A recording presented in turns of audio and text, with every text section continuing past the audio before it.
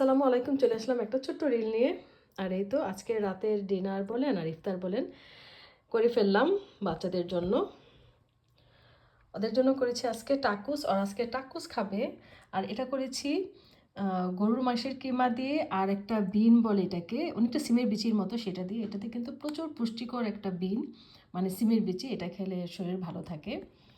আর আছে সালাদ, এই সালাদটা করেছি আমি সালাদ পাতা, তারপর হচ্ছে মানে ইসেবেলা সালাদ, আর হচ্ছে মাইস, টমেটো, শসা, ধনিয়া পাতা, আর সাথে লেবু। আর ওরা এই টাকুসটা খাবে এইটা, এই চিপসটা দিয়ে এইভাবেই খাবে। আর tortilla খাবে।